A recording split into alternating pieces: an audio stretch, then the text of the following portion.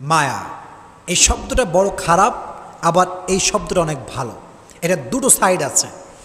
যখন আপনার একটা জিনিসের প্রতি মায়া লেগে যাবে, যদি এটা অতিরিক্ত পর্যায়ে হয়ে যায়, এক্সট্রিম লেভেলে চলে যায়, দ্যাট ইজ ভেরি ডেঞ্জারাস। কারণ মায়াটা মানুষকে তিলে তিলে তিলে শেষ করে দেয় মানুষের জীবনটাকে। তবে মায়ার অনেকগুলো ক্যাটাগরি আছে। এক একজনের মায়া এক এক জিনিসের প্রতি। কারো মায়া টাকার প্রতি, কারো মায়া বাড়ির প্রতি, কারো মায়া বইয়ের প্রতি, আবার অনেক যুবকের মায়া হচ্ছে গার্লফ্রেন্ডের প্রতি। আছে না নাই? এক একজনের মায়ার সোর্সটা এক এক রকম। অনেক যুবক আমারে মেসেজ দেয় যে হুজুর, হুজুর কি যে কষ্ট জীবনে, একজন মেয়েরে ভালোবাসছিলাম হুজুর, হাতে আমারে বাদ দিয়ে আরেকজনে বিয়ে করে ফেলছে, জীবনে কষ্টের শেষ নাই।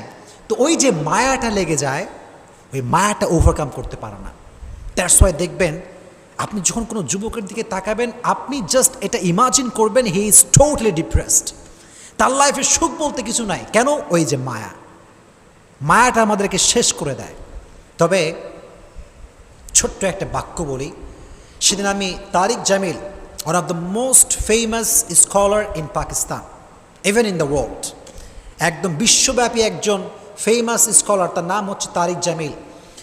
উনি ওনার বয়ানে বলছিলেন যে इंसान ये बड़ी अजीब चीज़ होती है, किससे प्यार करता है, जो आज भी छोड़ सकता है कल भी छोड़ सकता है, जो आज भी धोखा दे सकता है कल भी धोखा दे सकता है, लेकिन जिसने कभी धोखा नहीं दिया और जिसे धोखा देना भी नहीं आता, जो कभी भी धोखा नहीं देगा, जिसने कभी नहीं छोड़ा और जो कभी भी नहीं छोड़ेगा, उस अल्लाह से प्यार नहीं करते, उस रसूल से प्यार नहीं करते।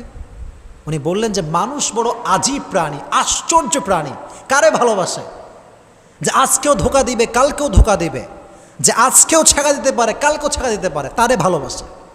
ভালোবেসে জীবন যৌবন সব শেষ, এভরিথিং ইজ লস্ট। আজীব প্রাণী মানুষ। তো প্রিয় ভাইরা, যদি মায়া কাটাতে চান, দুটো টিপস অ্যাপ্লাই করবেন। আমার সঙ্গে তাকায় বলেন কয়টা টিপস? আরে আওয়াজ নাই কেন? জোরে বলেন কয়টা?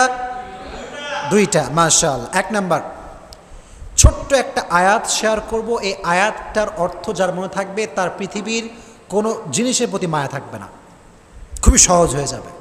আয়াতটা কি? আল্লাহ তাআলা বলছেন, ওয়াসা আন তাকরাহু শাইআন ওয়া হুয়া খায়রুল লাকুম ওয়াসা আন তুহিব্বু শাইআন ওয়া হুয়া শাররুল লাকুম ওয়াল্লাহু ইয়ালামু ওয়া আনতুম লা